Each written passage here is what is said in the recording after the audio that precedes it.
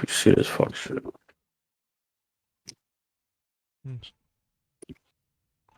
Hey guys, we're gonna be starting soon. Just configuring some things in the back end real quick. Give us a few minutes.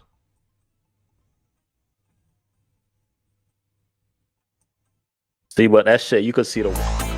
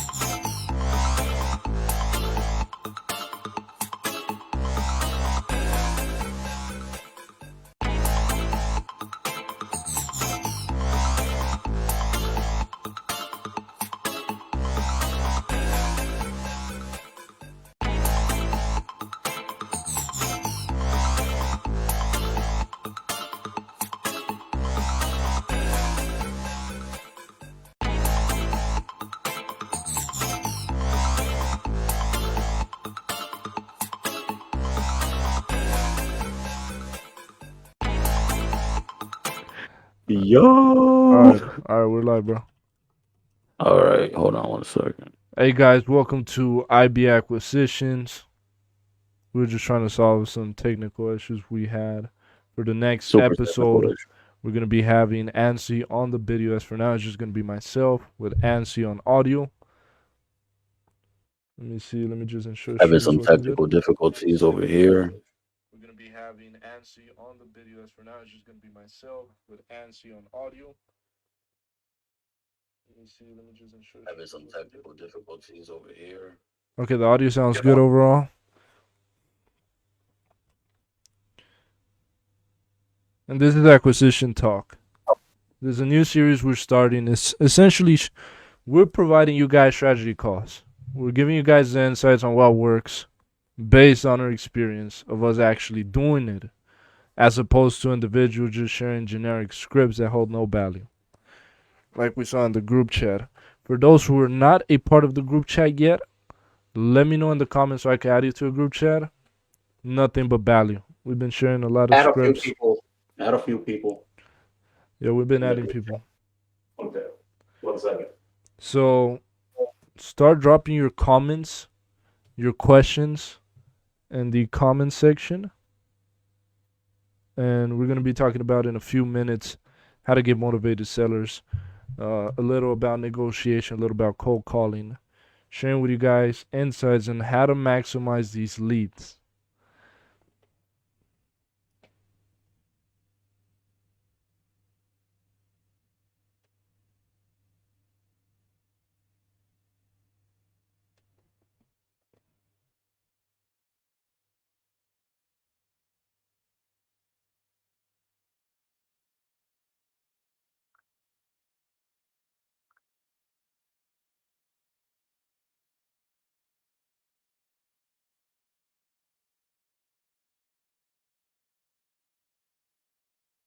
So let me share with you guys a little recap of what happened today in the morning. Today in the morning I did about 100 calls. Yeah, about 100 cold calls.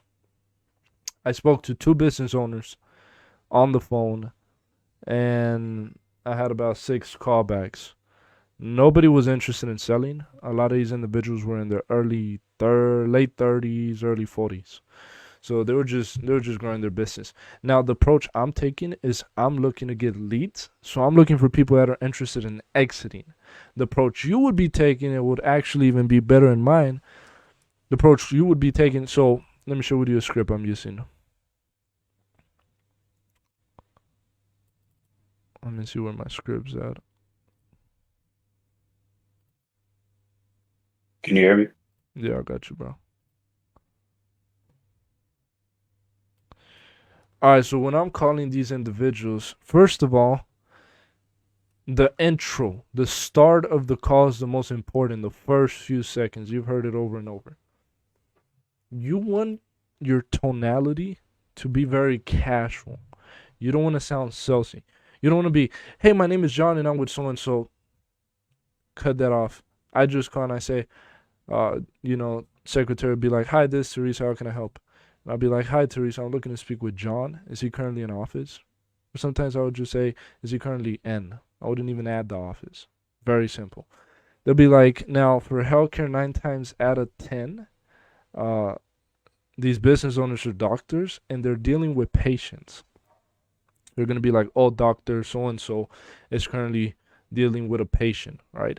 So they're going to be like, would you like me to take a message? And use this script. This script works so good. So when they take a message, I say, first my name, then my phone number. And then for the message, I say, I'm part of an investment firm and we're interested in his or her company. Simple as that. We're just interested. They're not going to know about what, but they already know it's an investment firm that's interested in their company.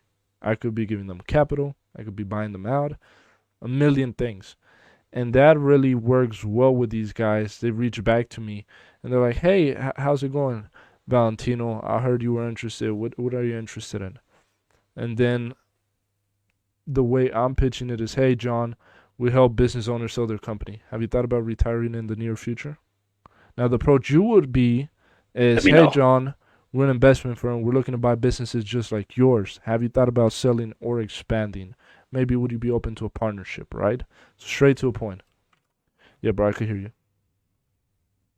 Cool. Good. Straight to a point. So that's the thing about cold call. The first thing about cold call is getting on the phone with the owner. Nothing else matters. Getting on the phone with the owner. Um, you do not want to lie to secretaries. It just sets a bad tonality. Like we saw in the chat. But an approach like this, hey, I'm looking to speak with so and so. If you got the owner's name, it's great. All my leads, I have the business owner name. So it's not an issue for me.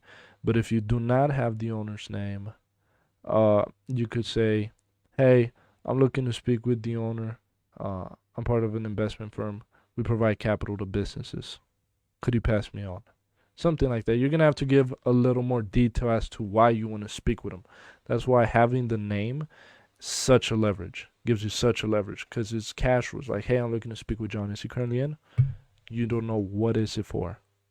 It sounds casual, and usually they pass me on if they're available. If not, that's where we leave the messages.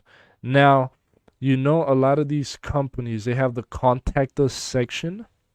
I'm going to be working on some scripts, trying to see which scripts I could use on the contact us page to see what the response rate would be as opposed to cold calls and as opposed to the callbacks.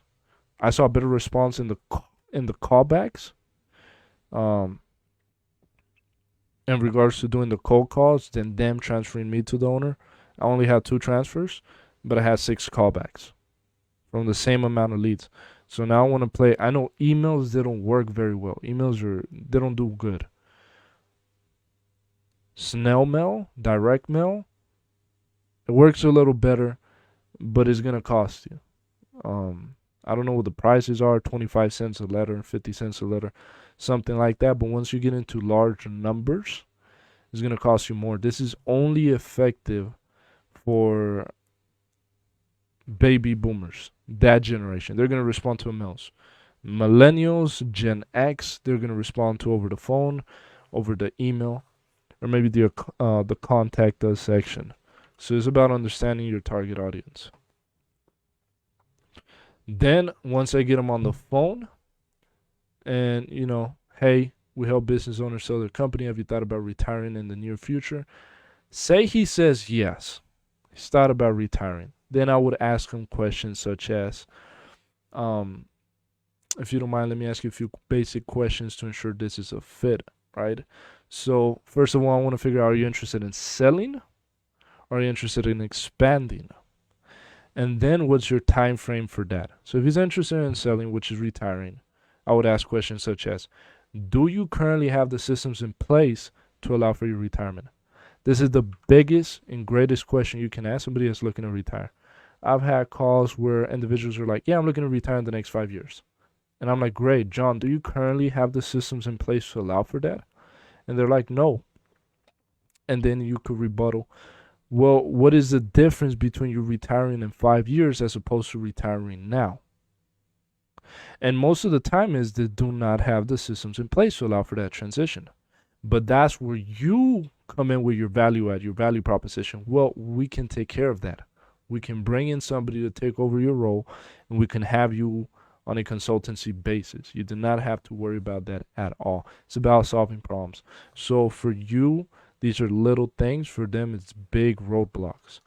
So you always want to ask questions, understand where they're at and why they're there, right? So, of course, if retiring in a few years was the difference between retiring in X year and retiring in the next months, it's mostly because they don't have the systems in place. It's as simple as that. What do I mean by they don't have the systems in place?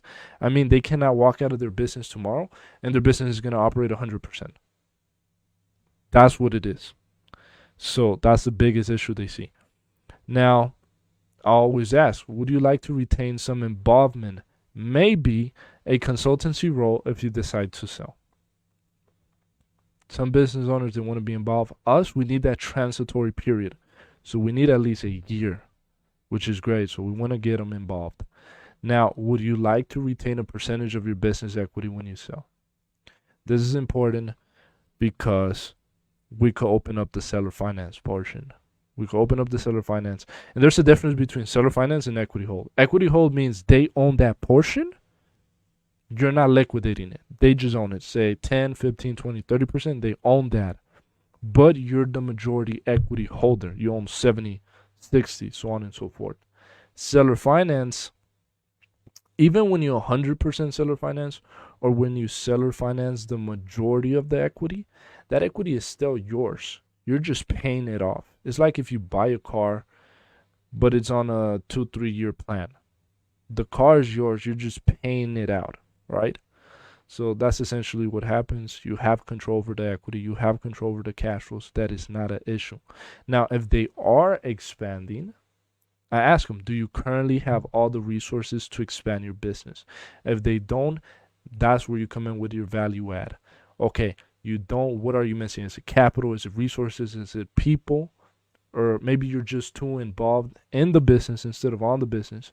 You don't have the time to dedicate to that side, or we can assist with that. You want to ask questions to see what problems you're currently facing so you could provide your value add. Now, what are your ideas for expansion? Is it new locations? Is it new products? Is it marketing? Or is it research and development?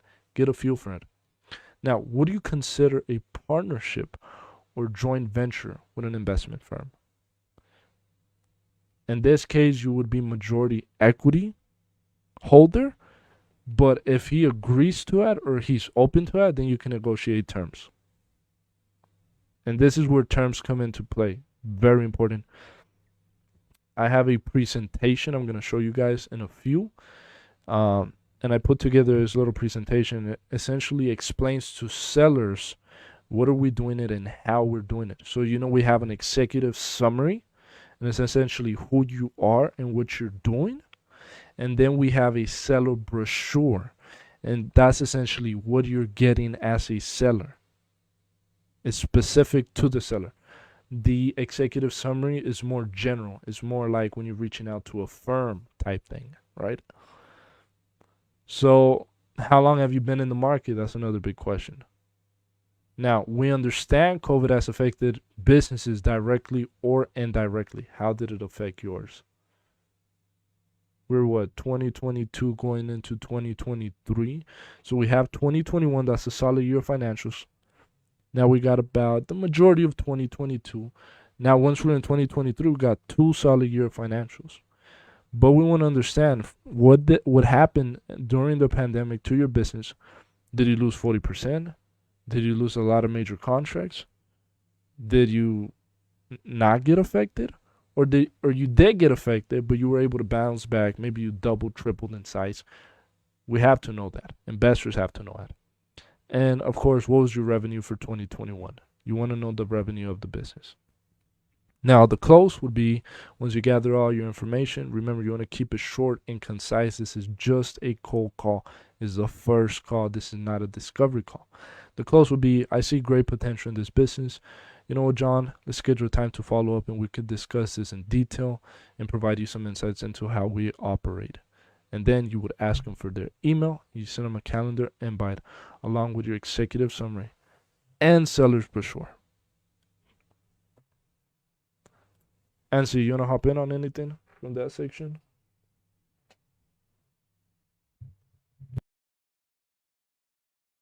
Can you hear me? Yes. Yeah, I'm trying to pull up the brochure now just to be able to share it with everyone. Just still having some technical difficulties on I my could pull it end. up. I could pull it up. So I'm gonna share with these guys the documents. So it's gonna be 3 documents. I want you to take a look at this real quick, guys.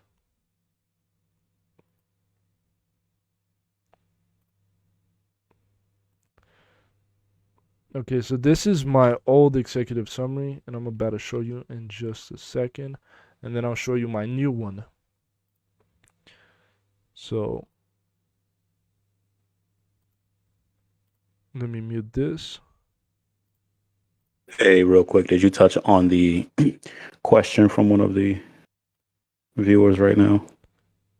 They ask, what's a good investment strategy for building and growing a portfolio of intellectual properties or property? Now that one, it's kind of it's not every day that you deal with intellectual property, and much less growing the intellectual property. That's something different. I actually got into it with the intellectual property that we have. Seller wanted to give, well, they wanted us to give a $1 million blind valuation for that patent. We were not able to do so, and the seller would not allow us to have a separate valuation done on that. What I know about IP, it depends on if it's already cash flowing, of course. What's the revenue? If not, do you have some kind of membership or do you have some kind of user base? Now, investors, if it's no revenue with some kind of intellectual property, and a lot of intellectual property, it depends on what it is. You're not going to have a lot of users. Instead of having users, how much is it on the market? I should say. So for the IP that we have, it's already cash flowing. It's been cash flowing for the past 10 years. So that's not a real issue for us. We could easily do a valuation on that. Now that being said, like I said, you have to know what the cash flow is on that IP. And if there's no cash flow, well, I'm not the IP expert on valuing those type of things, but cash flow is about 33% of the value of that IP. So take that out the equation. Exactly what do you have? Like I said, I kind of went through this with the seller of the deal that I just went through. They wanted 1 million just because of the work that he put in, not actually, realizing how much R&D I'm going to have to put into the IP myself to actually get it to market. So from what I'm seeing right now, we're going to have to spend about 2 to 3 million to get the intellectual property to the market the proper way, the proper exposure. So with IP, I know there's a lot of R&D that's involved in that, and it's going to be in the millions, depending on how much you're trying to bring that IP to market. But as far as a great investment strategy to grow them, that's out of my realm right now.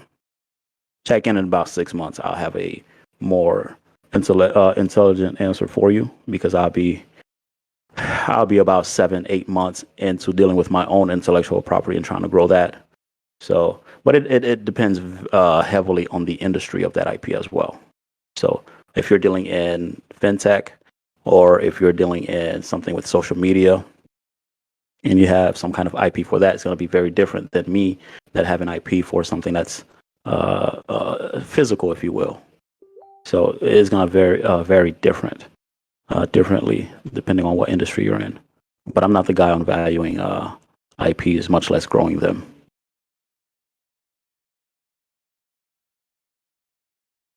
So there was No, an I wouldn't. One another question I just want to address. I would not yeah. look at prior financials, financials prior to COVID. Banks aren't really looking for that. In fact, the banks they only have a 3 year financial model, right? When you're dealing with their model, it's only 3 years. They look at the past 3 years. One of our M&A directors tried to get the seller to present 6 years of financials that actually worked to our detriment because it's not really an accurate representation of the growth of the business. 6 year old financials, that's something that it's really not. All it's going to do is tell you how the market has been moving to a certain extent because businesses grow, right? You have year over year growth. So if you're going to look at 6 year financials and then you're going to factor into something like the coronavirus, which we've never had something like this before, you're going to be in uncharted territories. You don't need anything prior to that. The banks are only concerned about how was the operations of the business during COVID, the height of COVID, and how is it coming out of COVID? Is it normalizing or is it on a decline? So anything prior to COVID doesn't really make sense. I mean, in corporate finance, I tell people right now, consider 2000 is year one when you're looking at business financials, just because anything prior doesn't really make sense.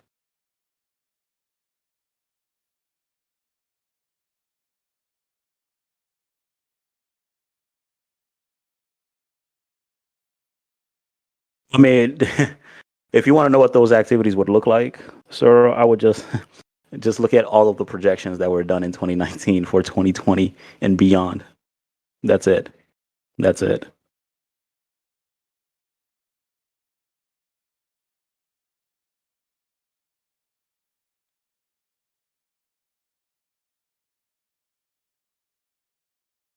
Yeah, it's not relevant to look prior to that.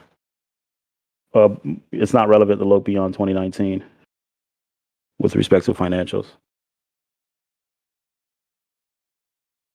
And I do agree the world is very different now. So go ahead, Valentino. I just wanted to touch on those two questions Cyril had. Great. Yeah. I was gonna ask you to answer that one.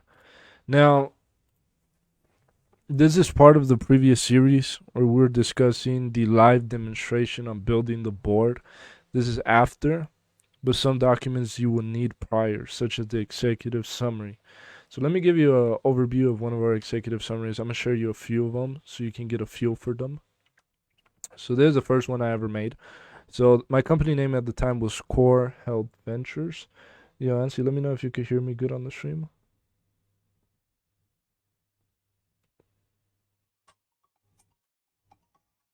My company name at the time was Core. Okay.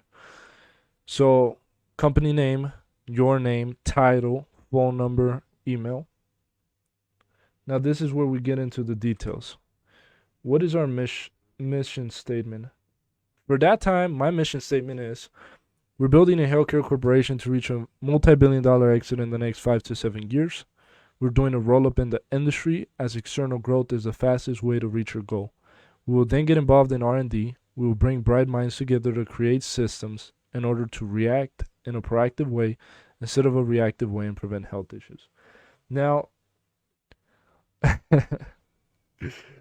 this is something I made when I did not know much. For you to reach a multi-billion-dollar exit in 5 to 7 years, you have to bring disruptive technology. You have to innovate. You're not going to do it through acquisitions. It's going to be impossible.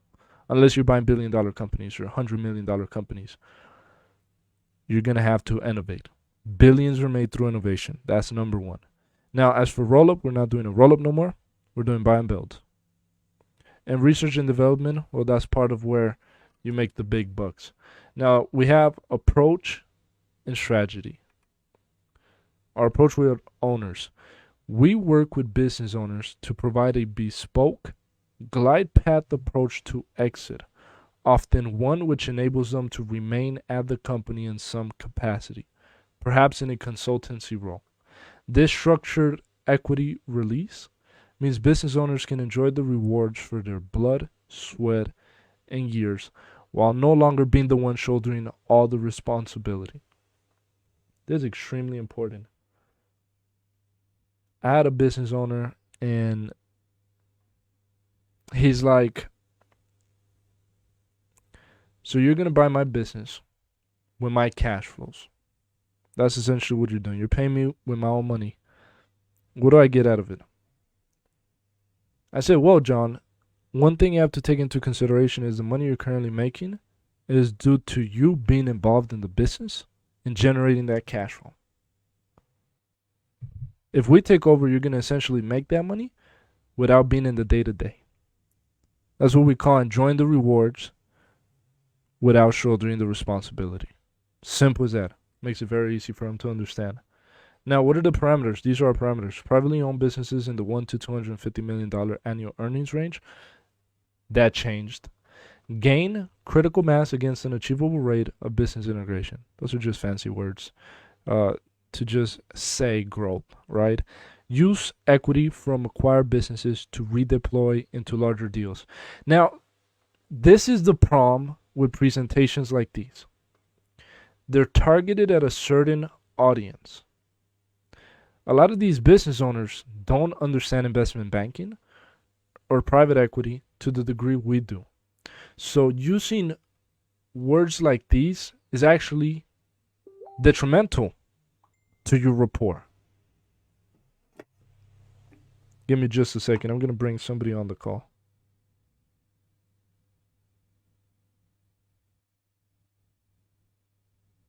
Okay. Yeah, so I'm going to bring on a guest from the chat. Give me just a second, guys.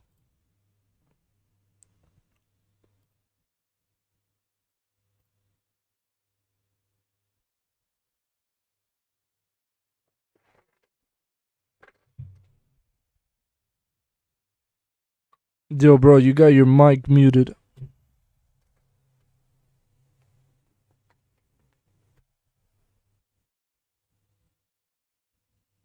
Can you hear me? Yeah, I can hear you now. Okay. Can you hear me good? Yeah, just fine. Are you on your computer or on your mobile? I'm on my computer. I can switch to mobile if you Would like. you switch to mobile? Because there's a lot of background noise, a lot of static. Okay, we'll do.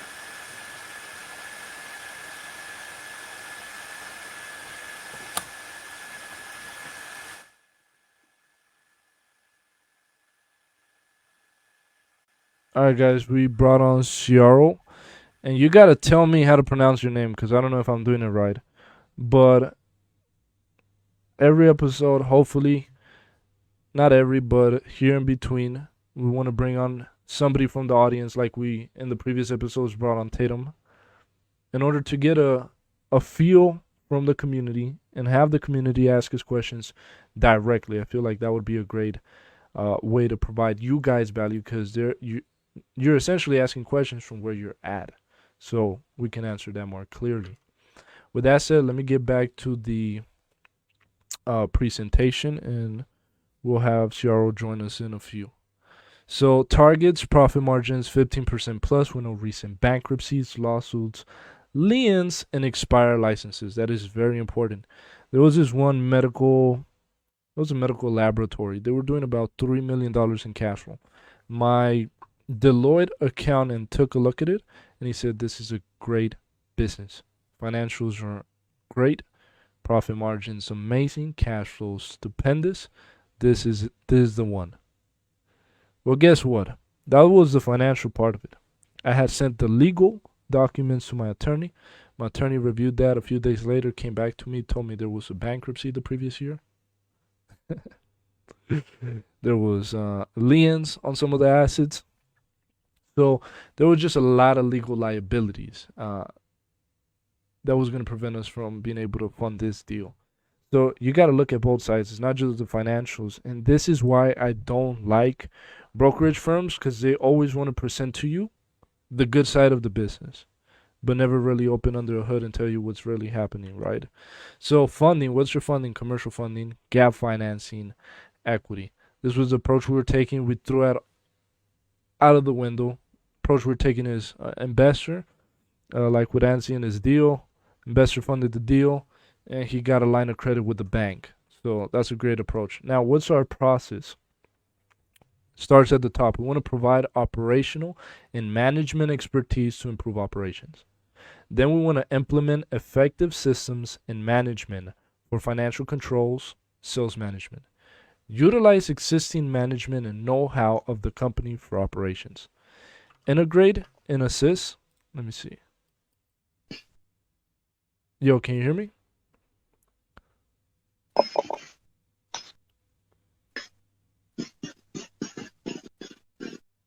Yo, bro, you there?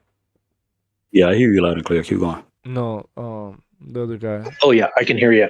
Can you hear me? Yeah, I could hear you well. First thing first, how do you pronounce your name? Oh, Searle. Searle. I've been saying it wrong. No, hey, no problem, no problem. All right, let me finish this presentation very quickly, and then we could jump back with you, have you ask us some questions. So we want to utilize existing management and know-how of the companies for operations, integrate and assist acquired businesses to penetrate new markets and broaden their customer base, exit via an IPO or strategic sale. Like I said, this type of approach, I mean, it's great if you're reaching out to an investment bank or larger firms, but when you're reaching out to small business owners, this is overwhelming, so to speak. So that's why we use seller brochure, and I'm going to show you that in a second. Now, so far, do you have any questions, Shirley? No. Everything pretty straightforward? Yeah. Great.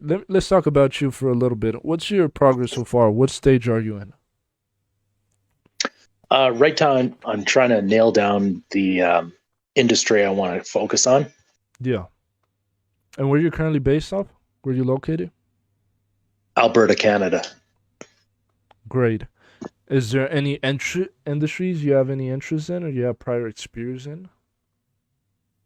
Oil and gas, construction, production, agriculture. That's basically the focus. I see. And what got you into M&A? What sparked your interest? Well, I live in an area where M&A is rampant. I mean, over the last 20 years, companies have changed hands so many times. You know, it's basically one day it's called something, and then the next day it's called something else. But this is the oil and gas sector is M&A territory, right? Right. That's great. And how long have you been into M&A? You're studying M&A. You're looking into it. Really, just getting started. Just getting Just getting started. started. All right. Mhm. What do you think about our group or community so far?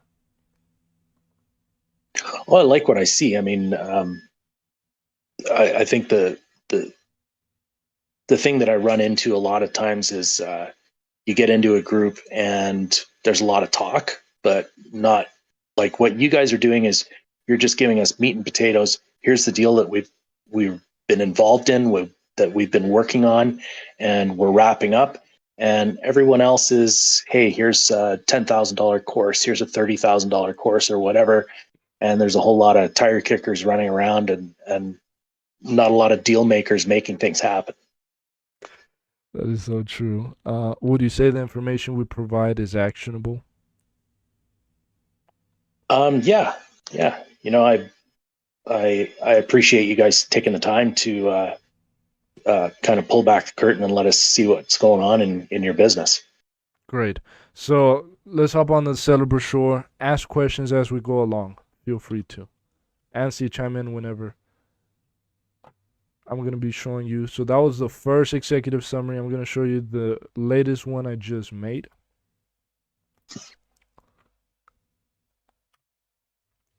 And show you how differently it switch.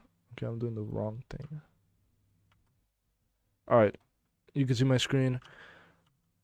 So this is a little idea type business, more like a mock-up business I'm using to run some trials and some tests on certain things.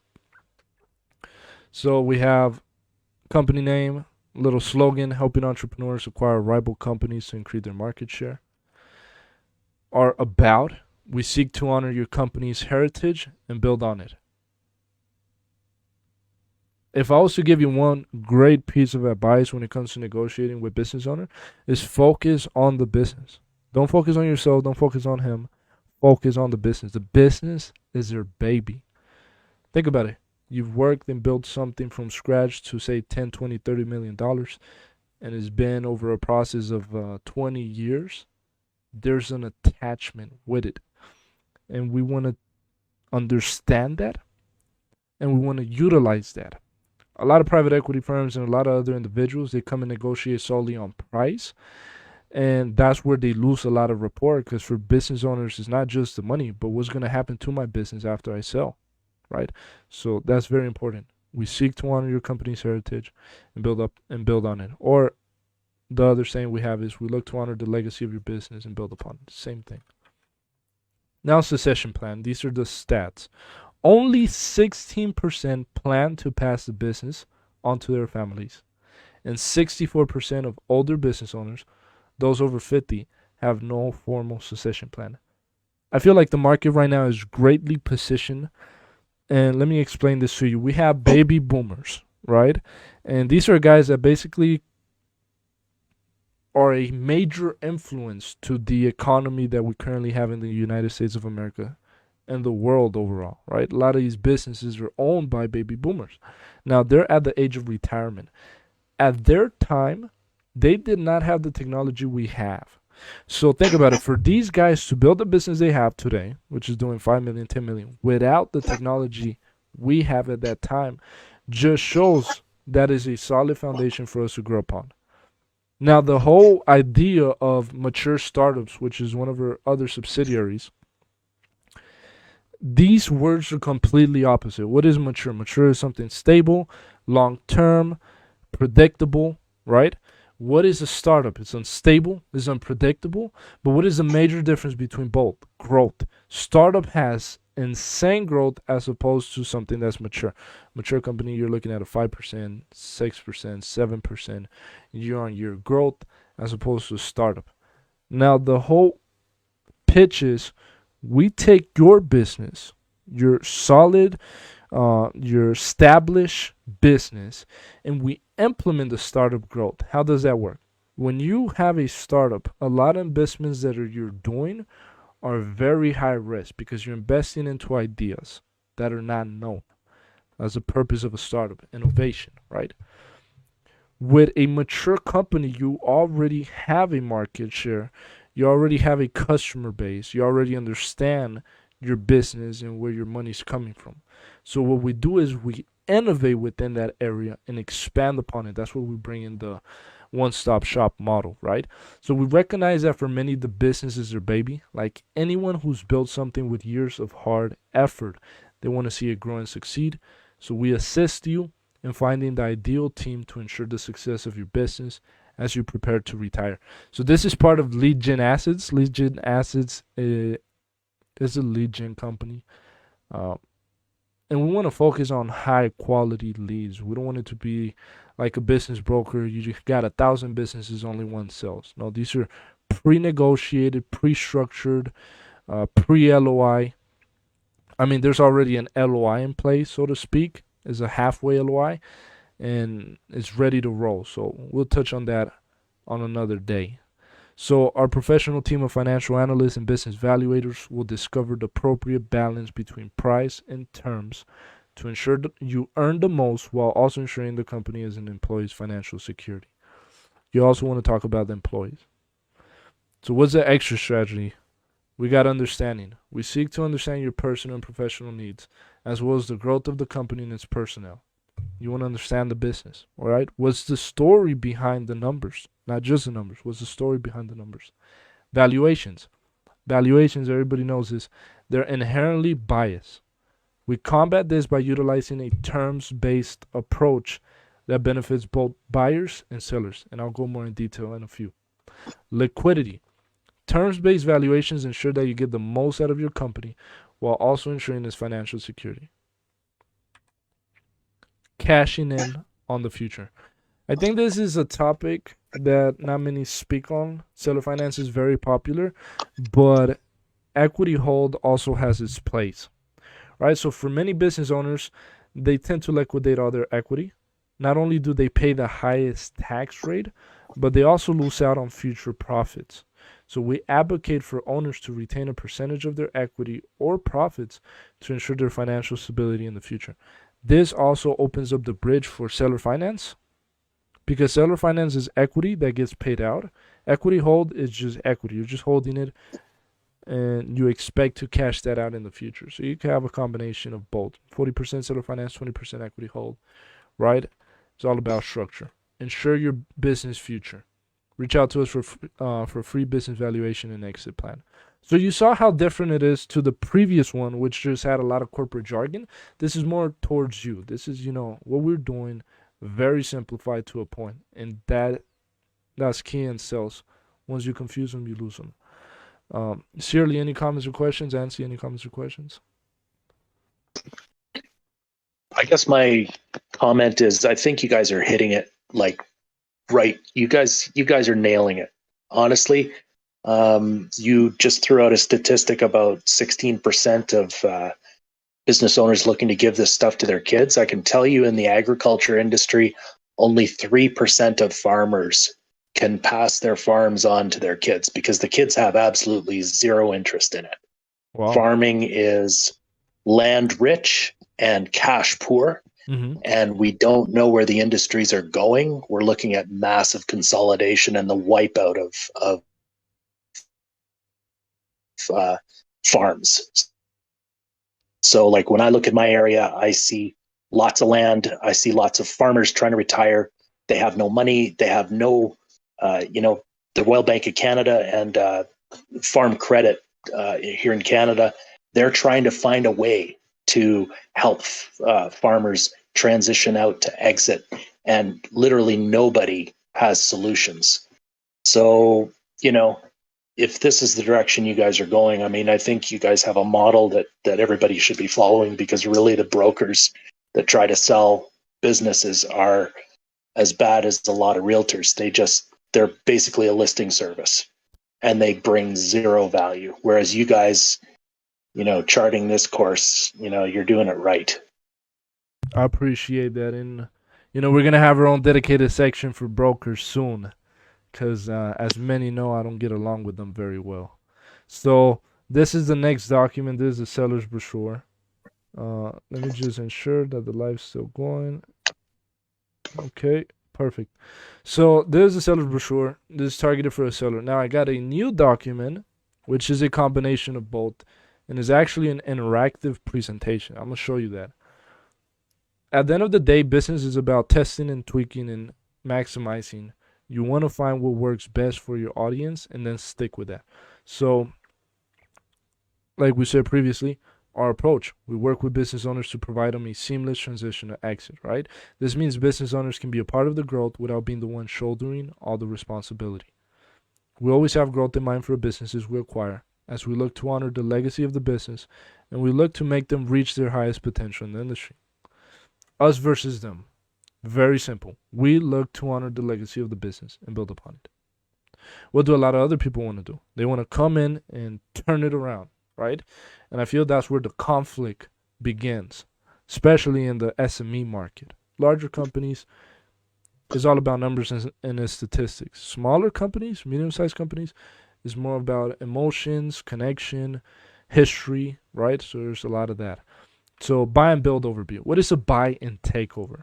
So this is usually a standard transaction. Essentially, the buyer will take over the company and restructure it to their wants. That means replacing majority, if not all management, which disrupts the company's internal operations, incurring lots of debt, essentially starving the business of cash flow, which leads to bankruptcies and does not allow the owner to be a part of the business anymore. This is great if you're a private equity firm with $1 billion. But if you're a small guy trying to buy your first business, you have to be very wary of how you structure it, because you don't want to go into a negative, you don't want to buy it and already start negatively cash flowing. You want to be positively cash flowing. Buy and build. This is a new way of growth for business owners. In this case, we look to keep the owner on board for a smooth transition and have them be a part of the growth. We look to maintain legacy. There's some businesses, especially in healthcare, that is very brand dependent. And many times the owner is the brand. Think about it. You go to a dentist's office, and you've been going to that office for about 3, 4, 5 years. You see the same dentist every day. Then you go the next day and you see a new guy. What are your chances of you going with that guy? You're most likely going to walk out like, what's happening here, right? You're confused.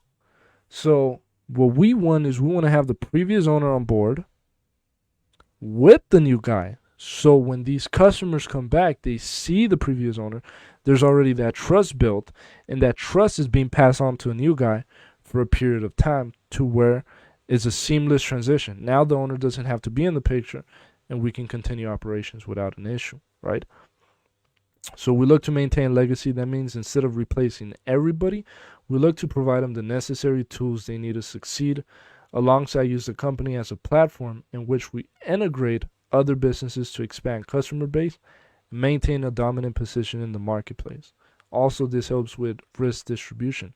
So what's your process? We acquire a platform company. So we look to acquire a business that has many moving parts to use as a platform. Then we have management control. After we acquire the business, we look to implement management standards to ensure smooth operations. This will allow us to integrate and grow efficiently. Identify best integrations. We then look to analyze which are the best integrations for the company in order to minimize risk and promote growth.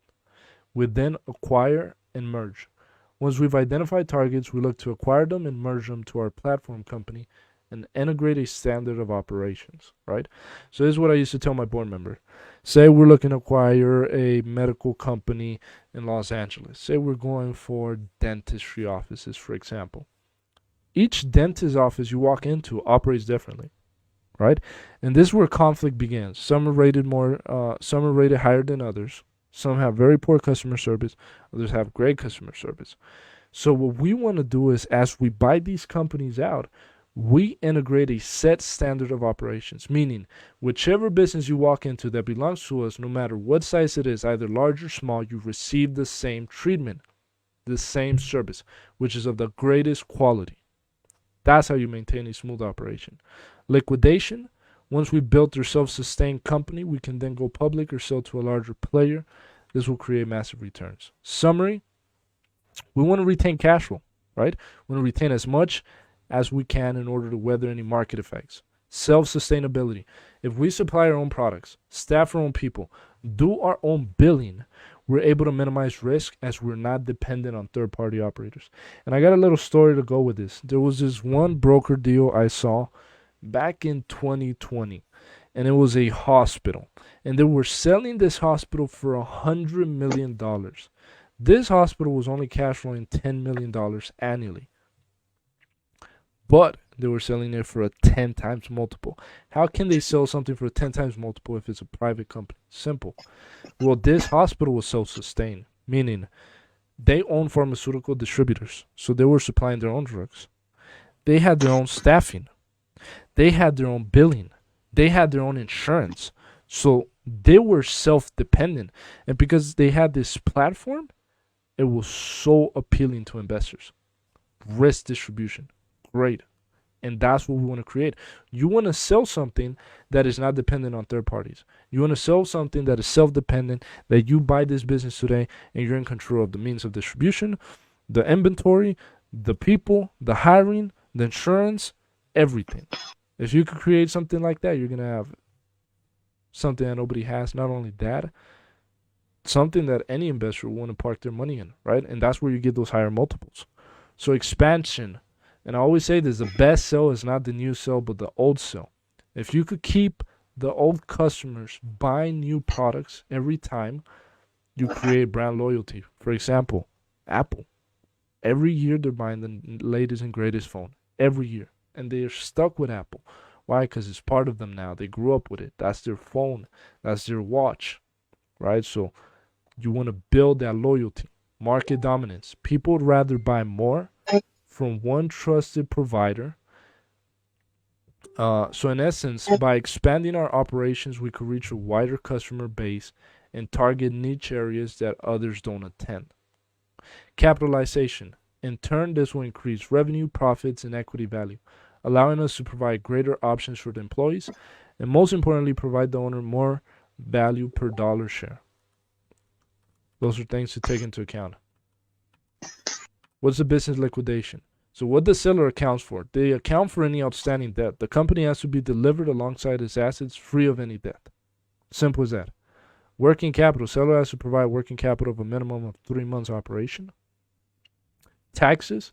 Seller can incur up to 40% capital gain taxes. So then is how can the seller retain a higher dollar value? So just taking into account capital gain taxes will on average be 35% of the value of the sale of the business. In order to minimize that, we can seller finance a higher percentage over a series of years with interest on it that will compensate for any tax loss, and you'll be able to gain more over time. Look, the biggest and most important part of M&A, especially in the SME market, is educating the seller. Why? Because it is not something they're used to. A lot of these guys have never thought about selling, or is their first time selling. And who do you think they're going to go with? The guy who just assumed and confused them, or the guy that educated them, provided them a process, a system in which they could follow, and they were able to come to a mutual agreement, right? That's part of rapport building.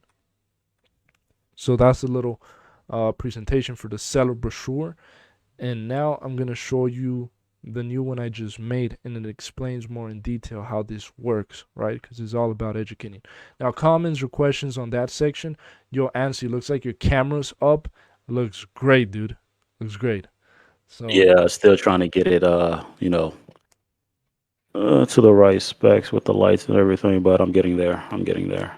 Look, one thing I did want to add, when you said that the seller's going to go through this once, what you have to keep in mind is a lot of deals fall apart, not just because there's no financing, not just because the buyer couldn't perform or anything like that. It's not because, you discovered the black swan and it was a deal breaker. A lot of times a deal will fall through because the seller, there's just too much fear there. What I mean by that is we're in M&A, so we speak to a lot of sellers. This is what we do. We negotiate. So to us, we do it multiple times a day, hundreds, if not thousands of times per year. With that seller, they're only going to sell their business once.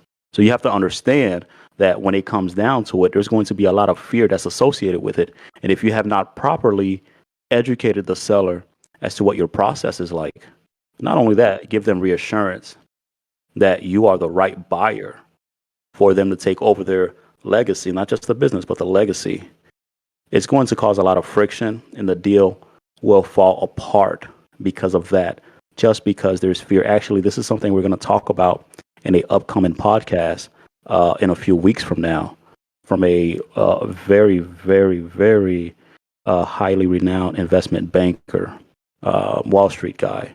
So we actually touched on this a little bit. You have to be careful of what kind of expectations that you're setting with the seller and make sure you're not over promising. But for the most part, it's going to be a lot of fear that's associated with that sell because as a business owner, this is the first, maybe possibly the only time they're going to sell their business. And you have to understand how sensitive that process is.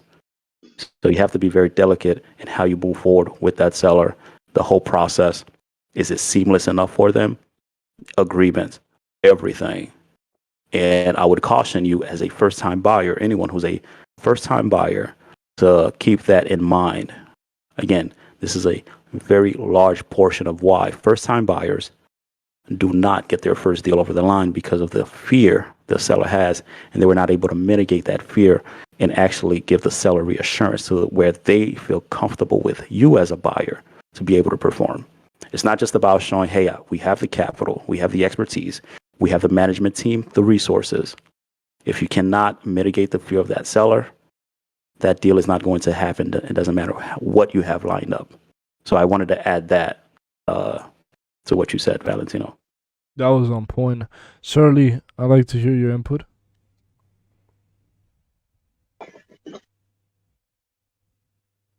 Yeah, I'm just digesting that right now. I don't really have any input on that. Everything good overall? Okay, let's move on to the next section. So, let me show you the last document for this video.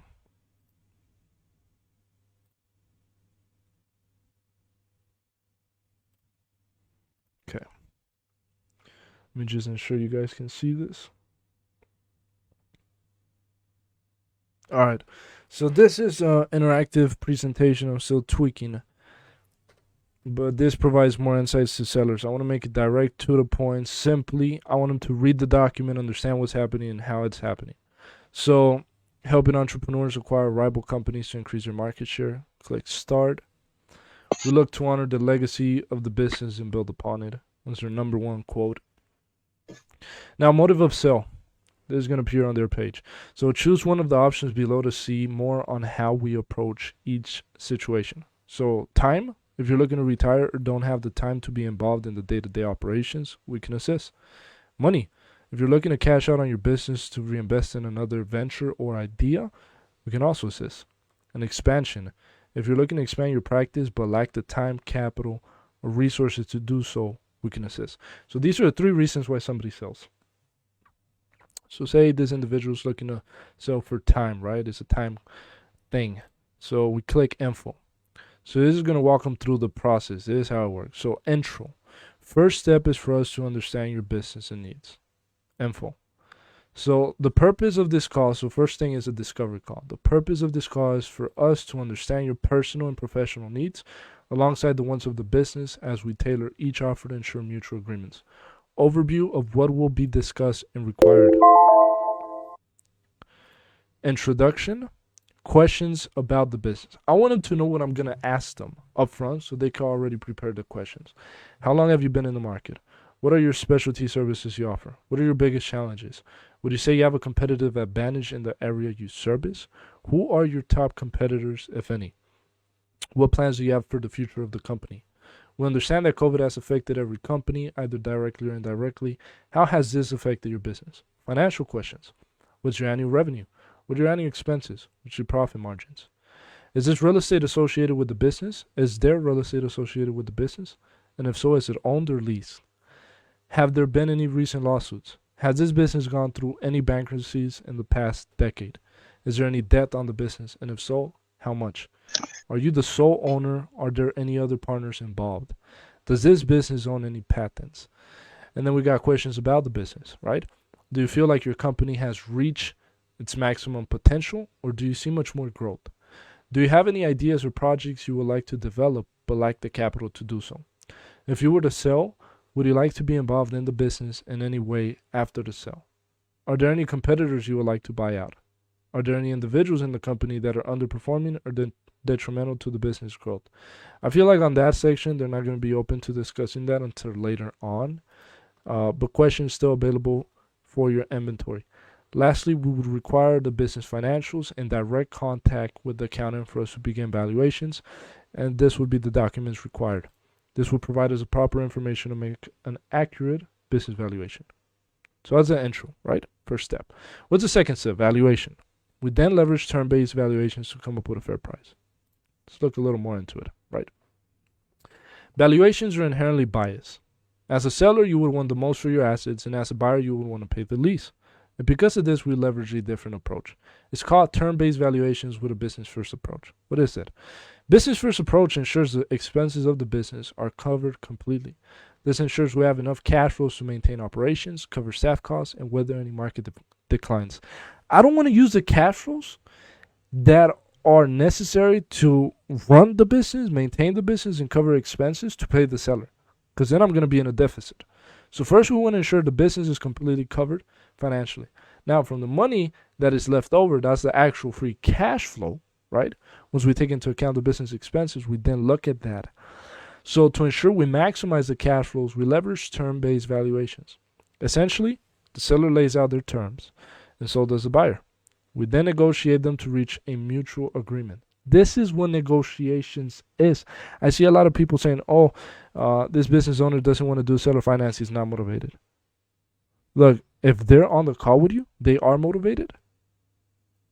You have to create the motivation for everything else. They're on the call with you. Now it's up to you to pitch them and convince them, right?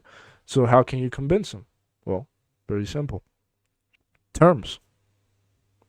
So those terms are then applied with the financials to come to a fair market price that ensures the stability of the business, the compensation of the seller, and provides a foundation to grow upon for the buyer. I never negotiate solely on price because it's going to be misvalued, overvalued. It's not going to make sense. Terms, you apply the terms to numbers. That's how you get a valuation. What's analysis? We bring on our financial and legal team to analyze the business documents. Info. One major reason business brokers aren't the number one choice for business buyers is due to their lack of analysis, right? We ensure the safety of both parties with transparency and validated documents that both parties can rely upon. Our financial and legal team analyzes the documents of both parties to ensure there's no miscommunication and provide a transparent way to do business. How I wish brokers do is, right? Then we got lastly the fourth section, which is the offer. After everything checks out, we send an offer on paper that have been pre-agreed by both parties. So on the final step of our engagement in the transaction, we ensure that the seller receives a formal offer that details everything negotiated and agreed upon thus far, together with a dollar sum defining the agreed upon acquisition price of the business. 4 steps. The business owner understands what's going to happen. 4 steps. Very simple. What's the next section? Making your business future-proof. Like we said before, only 16% plan to pass the business on to their families. 64% have no succession plan. So we recognize that for many, the business is their baby. Like anyone who's built something with years of hard effort, want to see it grow and succeed. We assist you in finding the ideal team to ensure the success of your business as you prepare to retire. And then lastly, the last slide. Cashing in on the future. Many business owners liquidate all their equity. Not only do they pay the highest tax rate, but they also lose out on future profits. We advocate for owners to retain a percentage of their equity or profits to ensure their financial stability in the future. In the contact section is the link to my Calendly. Very simple. So in just a few slides, I explained to him who we are, right? What do we do? Then we address what is the motive of the sale. And then we provided them the steps or the system and how we approach this. So now they're completely aware of how it works, and then we could actually begin financial analysis, valuations, and negotiations. Now, if you want a copy of this template, we're going to have it available for anybody who wants it. This is the last document in regards to the seller finance brochure. Correction on that. This is only available for our private members, not anyone who wants it. All right, so this is available for private members. What that says, the last document will be showing on this video specifically. But these are documents you should have in your arsenal. You need your executive summary, you need your seller brochure, you need your presentations, right? The more concise, the more compressed, the more to the point, the more not only do you save time for them, but they can review that prior to your call, and then you can get straight into business. Now, only 1/4 of the work is through documents. Documents just provide insight. Then the 75% is rapport, is understanding, is negotiating, and then is evaluating. That's where you come into play, right? So that's where they test your skills. So I wanted to show you guys that document. Now let's switch back to Discord on the camera with Ansi. Ansi, comments or questions? Yeah, I do want to add something.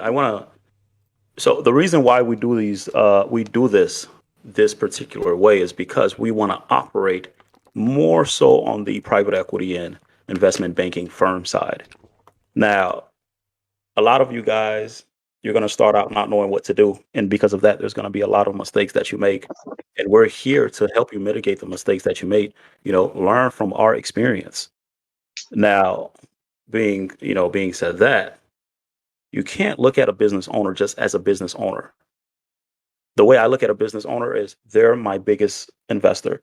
So my seller is holding 60% of that note. I mean, if you just look at it, that's the biggest investor I have. They're holding 60%. No other investor is going to come on in the deal and they're not even going to finance the deal more than the note that she's holding. So the seller is the biggest investor that you're going to have. And the way we take this approach, the reason why we do all of this is to not only educate the seller, but we're setting some kind of perception. A lot of you guys are going to do this and it's going to be haphazardly, right? You're going to stumble, you're going to fall a lot because you don't know what you're doing, like I said before. But that's not a real excuse because we're here and we're showing you how to properly set the stage for these sellers to take you seriously. And not only are you just gonna, are you gonna reach out to the seller and say, hey, I'm interested in buying your business, but you're gonna show them these additional documents, and these documents are gonna, like I said, set the stage, set some kind of, have some kind of impression. The seller's gonna have some kind of impression of you that you're actually trying to succeed on purpose. Because a lot of people reach out to the seller, hey, are you interested in selling? Okay, great, send me your financials, right? The way we're doing it, it's as if we're already a large corporation or a private equity. And you have to understand that there's a major difference between operating as a independent or a fundless sponsor, I should say, versus acting like a private equity firm or a larger firm. You have to set the tone. And what we're doing here is just setting the tone with the seller. And this is going to help you not only get further, but it's going to make the transaction with that seller a lot less stressful. Like I said before, once they lose confidence in you, it's not a lot that you could do to get that confidence back. So the way we present, well, not present, but the way we approach the seller is that, we know what we're doing. We've been here before. We've done this before. We know exactly what the pain points are as a seller, and we're here to address it. How are we going to address that? This is our layout. This is our process. We're here to work with you. We're here to educate you. And in fact, I often advise sellers on how to grow their business beyond where it is, even if it doesn't work out. Like Valentino said previously, it's not the new sell, it's the repeat sell. So if you're able to educate the seller, kind of like be a consultant for a brief period of time, they might say, well, this is not the time. But then 6 months later, they may come back and say, hey, we're interested, right? So you have to keep that in mind. Everything you do is for a reason strategically. But not only that, it's going to set, a precedence, and it's going to have some kind of not only impression, but a perception of this is somebody who's doing things deliberately, who wants to succeed deliberately, and who take themselves seriously. Those are the kind of people sellers, tend to want to work with versus someone who's just coming there and say, hey, you want to sell? All right, let me buy it. And not educate them about anything, what the processes are or anything like that. So that's just what I want to add to that. Nothing too crazy, but that was just my point. what I want to do is, Valentino, I do not want to drag this out any longer. I'm pretty sure this was the what you shared with them was the only things that we wanted to share, right? Is there any Yeah. other documents that we want to look at? No, it was just that. Just wanted to touch on that. Give you guys some insights on how to operate with these business owners and the documents you need in order to do so. So this So, is what I do want to touch on one last thing. We've been getting a few messages. I don't know why this always happens. We've been getting a few messages. People copy what we do a lot for some reason. It's something that you can't escape, especially, we're sharing information. The problem is the information that we're sharing, people are taking it and adding it to their course, right, without giving any credit. So that's a real issue we're trying to combat. But that being said, a lot of the information that we're sharing like this, to the public, it's going to be a bit more limited. And we do have a couple other groups that we're starting for people who are in different stages because we don't want to give the information out to everyone at once. Not that we have a problem with it, but we actually want to have the information that we give out kind of more on a direct approach to the people who need it. yeah, So more we don't suited want to people, audience. right? We don't want to be talking about capital raising to someone who doesn't even have an industry or a team, right? We don't want to be talking about deal structuring and negotiating with someone who haven't even started looking at deals yet. So we have a couple of private communities that we're building up right now for super active people. They're never going to be more than 100 people. That's how we want to keep it because we want to give you and we want to be able to tailor it a bit more to you specifically, individually. That being said, we're going to cut back a little bit and just being so open with the information that we're sharing. I myself just wanted to really share what I went through in closing my deal, so you guys won't make the same mistakes. But we're still going to be here. It's just things are going to be a bit more segmented off to your level of experience. So I wanted to touch on that. Valentino, give me some closing remarks so we could end this. And I want to get with you externally after this. Absolutely. It's been 2 years since we started this journey, and we've showed you from starting out from nothing, from the beginning, we've always been innovating. Till today, we continue innovating. So value is being provided to everybody.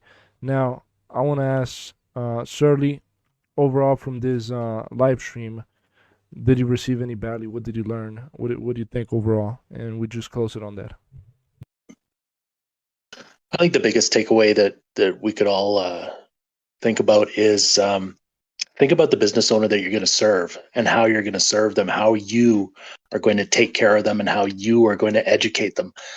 When we sit in this side of the desk, we have to understand that we're doing this all day, every day. They're not. They're operating their business. And if you're not educating them as to how you're going to take care of them, you're never going to get, never going to move forward with them. So, um, you know, retirement, walking away from the thing that you've spent decades of blood, sweat, and years at, it's a scary prospect. So just remember that and remember where you're going, and allaying a lot of those fears is what's going to move you forward, I think. I appreciate that. You really summarized it for everybody. So I appreciate you being a part of this live stream and just some of many more to come, right? So we'll just leave it on this note. We just wanted to provide some quick value.